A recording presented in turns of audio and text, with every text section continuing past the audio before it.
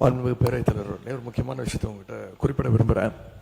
ஏற்கனவே என்னுடைய மூத்த சட்டமன்ற உறுப்பினர் இது உங்களுடைய கவனத்துக்கு எடுத்துகிட்டு வந்திருக்கிறாங்க. மீண்டும் நினைவுபடுத்த விரும்புகிறேன்.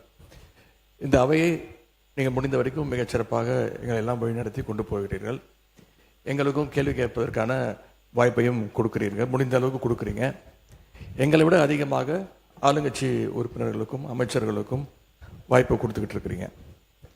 எண்ணிக்கை அடிப்படையில் அவங்களுக்கு அதிகமாக கொடுக்குறேங்க. முடிந்தவரை நான் குறை சொல்ல கொடுத்துட்டு இருக்கீங்க. நான் இங்கே குறிப்பிட விரும்புவதெல்லாம் ஆளுங்கட்சியை சேர்ந்த உறுப்பினர்கள் அமைச்சர் பெருமக்கள் எங்களுக்கு பதில் சொல்லும்போது ஆதாரம் இல்லாமல் பல குற்றச்சாட்டுகளை வைக்கிறாங்க. ஆனால் நீங்கள் அதையெல்லாம் அவை குறிப்பிலிருந்து சரியாக நீக்கிடுறீங்க. இன்னும் சொல்ல போனால் சட்டமன்ற வரலாற்றிலே இதுதான் முதல் முறையாக எதிர்க்கட்சி உறுப்பினர்கள் பேசுவதை விட ஆளுங்கட்சி உறுப்பினர்கள் அமைச்சர் பெருமக்கள் பேசுவதையெல்லாம் நீங்கள் தான் முதலாக அவை குறிப்பிலிருந்து நிறைய எடுத்திருக்கிறீங்க. அந்த வரலாறு நீங்கள் படைச்சிருக்கிறீங்க. அதற்கு எங்களுடைய வாழ்த்துக்களை தெரிவிச்சுக்கிறோம். இப்போ இந்த அவை நிகழ்ச்சியெல்லாம் நீங்கள் லைவில் எல்லாமே போயிட்டுருக்கு.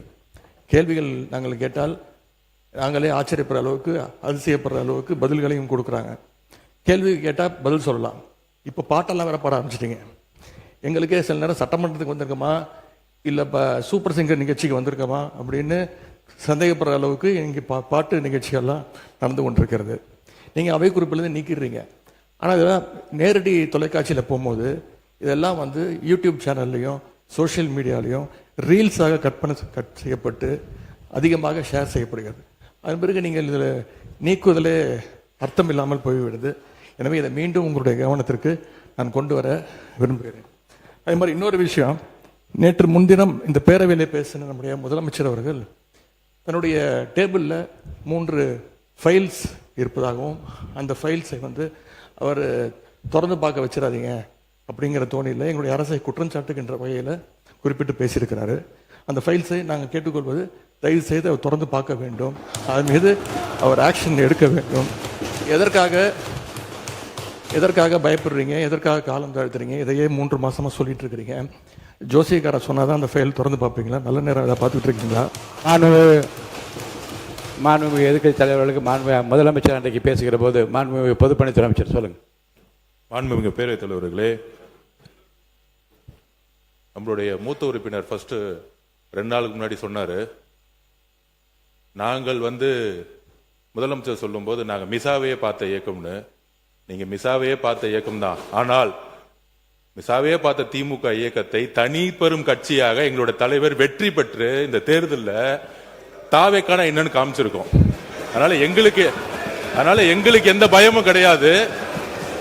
எங்களுக்கு எந்த பயம் கிடையாது. ஒவ்வொரு தலையிலும், முக்கியமாக நெடுஞ்சாலை துறையிலும் சரி, முக்கியமாக பொதுப்பணி சொல்லி வெள்ளை வேறிக்கையை வெளியிட்டு முதலமைச்சருடைய அலுவலகத்தில் அந்த ஃபைல் இருக்கு. கண்டிப்பாக ஆதாரத்துடன் சட்டப்படியான நடவடிக்கை எடுக்கப்படுங்கிறதா முதலமைச்சர் சொல்ல வந்தது. இதை யாரும் அவர் சொன்ன அர்த்தம் அன்னைக்கு அவைக்கு அவர் வரல. அது அவருடைய ப்ராப்ளம். அது அவைக்கு வராத பொழுது அவர் சொன்னாரு, மாண்புமிகு கொறடா சொன்னாரு, ஆதாரம் இருக்கா. நிதித்துறை அமைச்சர் பார்க்கும் பொழுது அவர் கேட்கும் பொழுது எங்க கிட்ட ஆதாரம் இருக்கு, அதை தகுந்த நேரத்தில் சட்டப்படியான நடவடிக்கை எடுக்கப்படும் சொன்னாருங்கிறத பதிவு பண்றேன். ஏன்னா அவர் எதிர்க்கட்சி தலைவர் அன்னைக்கு வரல. அவர் அதனாலதான் பதிவு பண்ண. அதுக்கப்புறம் அவர் சொல்றாரு, போன 5 வருஷம் இவங்க என்ன ரீல்ஸ் விட்டாங்க, என்ன பாட்டு பண்ணாங்க, பாராளுமன்றத்திலே பதவி ஏற்கும் பொழுது எங்களுடைய எந்த கட்சி தலைவரையும் பத்தி உறுதிமொழி எடுக்கல. அவரை பத்தி பேசிதான் உறுதிமொழி எடுத்தாங்க. பாராளுமன்றத்திலேயே தமிழ்நாட்டுடைய புகழ் பெரியாரை பத்தியோ அண்ணாவை பத்தியோ பேசல. ஒவ்வொரு எம்பியும் போய் யாரை பத்தி பதவி பிரமாணம் பண்ணாங்கிறது மக்களுக்கு தெரியும். இந்த அவை உறுதியாக சொல்றோம், நீங்க 25 வருஷத்துக்கு மேல ஆட்சியில் இருந்தீங்க, ஏன் தைரியம் இருந்தா லைவ் போடல? நீங்க இது வரைக்கும் உங்ககிட்ட நேர்மையான வெளிப்படை தன்மையான சட்டமன்றத்தை நடத்தக்கூடிய தைரியம் திமுக இதுவரைக்கும் இருந்தது இல்லை. முதல் முறையாக தமிழ்நாட்டு வரலாற்றிலேயே தமிழ்நாட்டுடைய மக்களாட்சியை நிலைநாட்டி ஜனநாயகத்தை நிலைநாட்டி நாங்கள் தவறு செய்தால் நீங்கள் சொல்லுங்கள் சொல்லக்கூடிய சபாநாயகையும் ஒரு ஆட்சியும் எங்களுடைய முதலமைச்சர் மக்களுடைய ஜனநாயகத்தை காப்பாற்றுவதற்காக லைவ் மக்கள் முன்னாடி தெரியுமா விட்டுருக்காரு. அதை நாங்கள் பதிவு பண்றோம். ஏன் நீங்க ஏன் லைவ் இல்ல? 2021 உங்களுடைய தேர்தல் அறிக்கை என்ன இருந்துச்சு? 2021 திமுகவுடைய தேர்தல் அறிக்கையில் சட்டமன்றத்தை லைவ்ல கொண்டு வரும் சொன்னீங்களே, ஏன் செய்யல? பேரவைத் தலைவர்களே, இதைத்தான் நான் குறிப்பிட்டேன். நாங்க ஒரு கேள்வி கேட்டா நாங்களே ஆச்சரியப்படுறவர்களுக்கு, நாங்களே அதிசயப்படுற அளவுக்கு நீங்க ஒரு பதில சொல்றீங்கிறது இதுதான் நான் சொன்னேன்.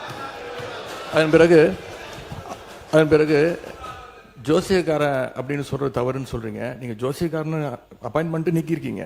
ஜோசியங்கிற வார்த்தை ஒன்றும் தப்பான, ஜோசியக்காரங்கிறது தப்பான வார்த்தை கிடையாது.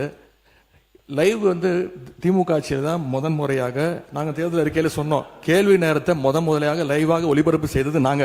இப்போ இந்த கேள்வி நேரத்தையே எடுக்க முடியாத நிலைமையில தான் இன்னைக்கு இந்த அரசு நடந்துகிட்டு இருக்கு. இன்னொன்று, இந்த நீங்க லைவ்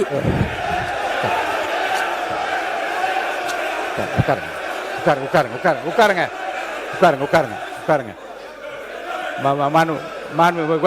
நீங்க எதிர்க்கட்சி தலைவர் வந்து கேள்வி நேரத்தை எடுக்க முடியாத நிலைமை அரசு இருக்கு என்பதை நான் வந்து அதை ஏற்றுக்கொள்ள முடியாது. என்றால் ஏற்கனவே வந்து நடக்கின்ற எல்லாவற்றையும் வெளியரங்கமாக உங்களுக்கு தெரியும், எத்தனை கேள்வி அனுப்பியிருக்கிறோம், எத்தனை பதில் வந்திருக்கிறது.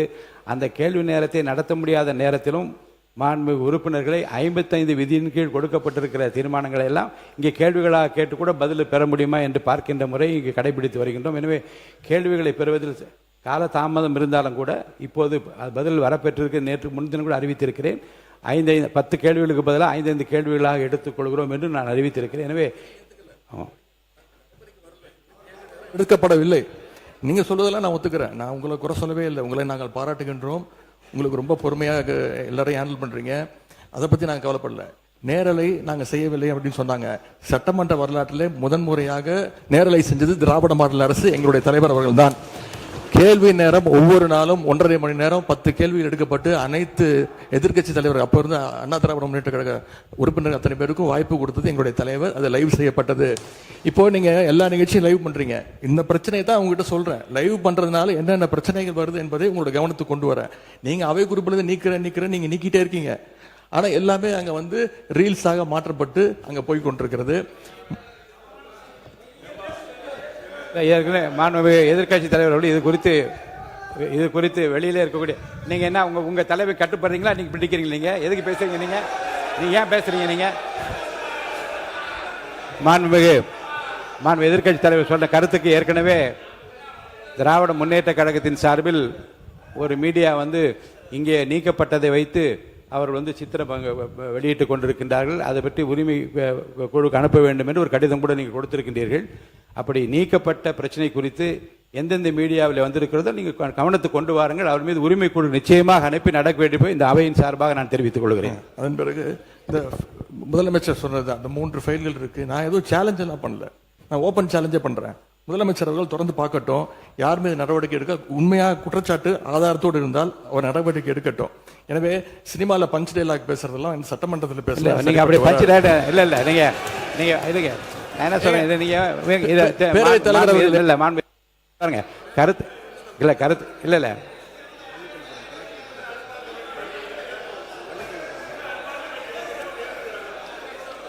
மாண்புமிகு பள்ளிக்கல்வித்துறை அமைச்சர் மாண்புமிகு பேரவைத் தலைவர் அவர்களே, முதல்ல உட்காருங்க. இந்த கேமரா டீம் வந்து சைடு கொஞ்சம் காட்டுங்க. ஏங்க மாண்புமிகு இருங்க இல்லங்க ஆனரபிள் ஸ்பீக்கர் மூலமா ரெக்வெஸ்ட் இந்த கேமரா டீம் அந்த சைடு கொஞ்சம் காட்டுங்க. மாண்புமிகு முதலமைச்சர் கருத்து என்ன சொல்றாங்க? அத நீங்க சினிமா நடிப்பது போல பஞ்ச் டயலாக்னா எப்படி எழுந்திருக்காம இருப்பாங்க? அப்புறம் தயவுசெய்து சொல்றேன், நீங்க சொல்லுகிற போது முதலமைச்சர் கருத்துன்னு சொல்லுங்க.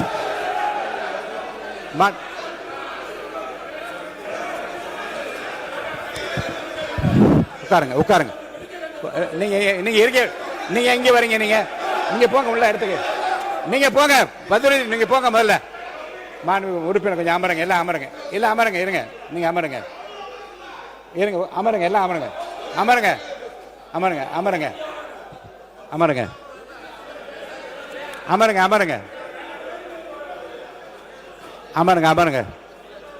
மாண்பு உறுப்பினர் கொஞ்சம் அமைதியா இருங்க. வாய்ப்பு தரேன். உட்காருங்க. மாண்புமிகு உட்காருங்க. எல்லாம் உட்காருங்க.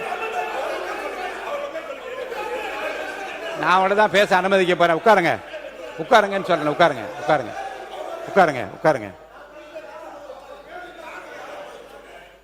முடிங்க. நீங்க பேசி முடிக்கட்டும். நீங்க பதில் சொல்லலாம். உங்களுக்கு நான் நான் பதில் சொல்ல அனுமதிக்கிறேன். உட்காருங்க. பேரவைத் தலைவர் வாயிலாக நான் கேட்டுக்கொள்வது, தயவு செய்து இந்த ஃபைல்ஸ் எல்லாம் சீக்கிரம் பிரிச்சு பாருங்க. ஏதாவது குற்றச்சாட்டு இருந்தா, அதில் ஆதாரம் இருந்தா, யாராக இருந்தாலும் அவர் மீது நடவடிக்கை எடுங்க.